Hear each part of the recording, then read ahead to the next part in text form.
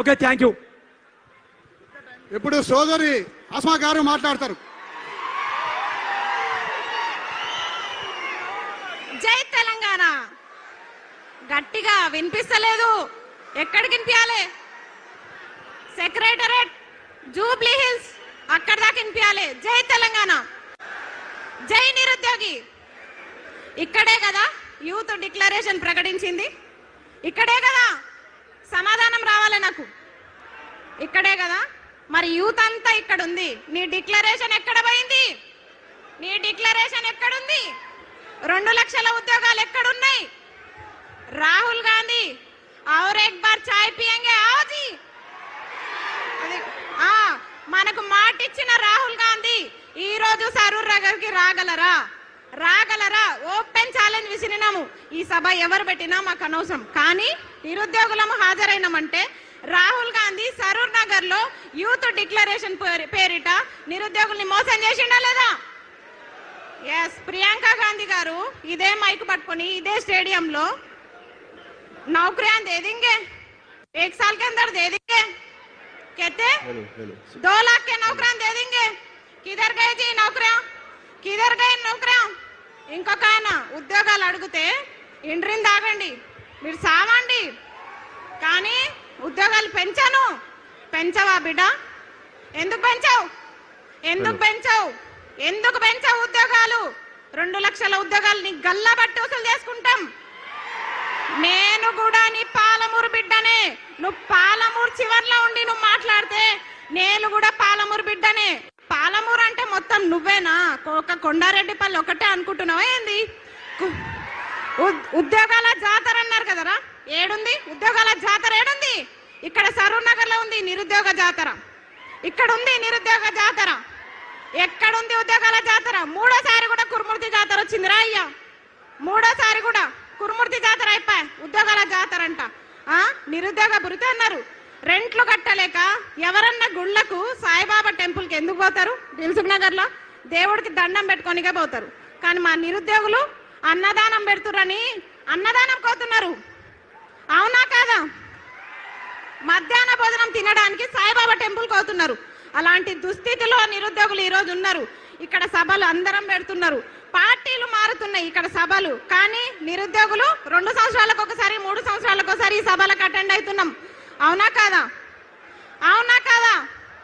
ఇండ్రిని తాగాల? ఇండ్రి డబ్బాలు దొరుకుతున్నాయా? ఫస్ట్ ఇండ్రి డబ్బాలు దొరుకుతున్నాయా? రైతులకే దిక్కులేదు. మమ్మల్ని ఎక్కడి నుంచి తెమ్మంటావు?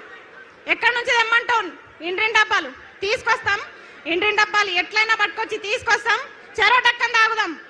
ఎందుకంటే నేను గెలిపించిన పాపానికి ఊరూరా తిరిగి అమ్మలక్కల కాళ్ళు మొక్కి గెలిపించిన పాపానికి ఫస్ట్ డక్కన్ రేవంత్ రెడ్డి తాగాలి.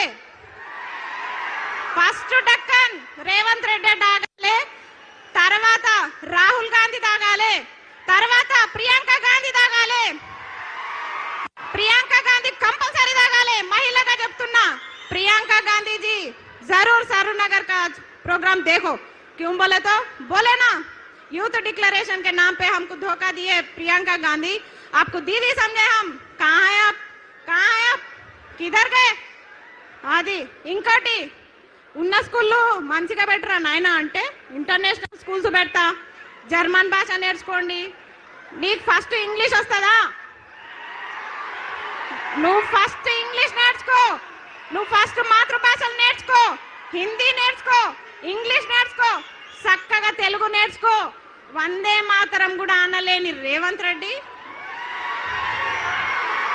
వందే మారతం అంటాడు.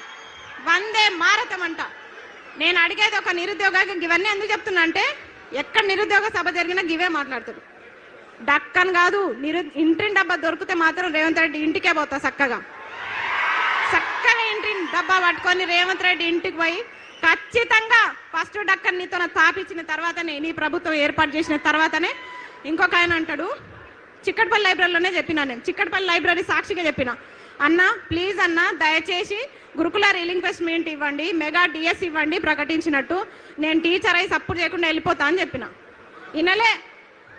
ఇనలే నన్ను లీడర్ని చేసేసిర్రు. నేను మంచిగా చెప్పిన, అన్నా నేను టీచరే వెళ్ళిపోతానా, నన్ను లీడర్ని చేయకండి అని చెప్పిన, కానీ లీడర్ని చేసేసిరు. ఇంకొకటి, నేను ఏ పార్టీ జెండా కప్పుకోలే, బీఆర్ఎస్ పార్టీ అన్నారు. వేయండి, నన్ను దేంట్లో వేస్తారో వేయండి. మీ గొడుగు కింద ఉంటేనేమో నిరుద్యోగులు అయ్యారు, మీకోసం ప్రచారాలు చేస్తేనేమో స్వచ్ఛమైన నిరుద్యోగి అస్మా. కానీ ఈరోజు ప్రశ్నిస్తే బీఆర్ఎస్, అవునా? అయినా సరే ప్రశ్నిస్తాం, తగ్గం, ఎక్కడ కూడా తగ్గం అని చెప్తున్నా. చిక్కడపల్లి లైబ్రరీలో ఎంతమంది హామీలు ఇచ్చిర్రు, అశోక్ నగర్ వేదికగా ఎంతమంది హామీలు ఇచ్చిర్రు. ఆ రోజు ఛాయ్ తాగిపోయిన రాహుల్ గాంధీకి ఒకటే చెప్తున్నాం, మల్లరా అదే ఉస్మాన్ బిస్కెట్, అదే ఛాయ్.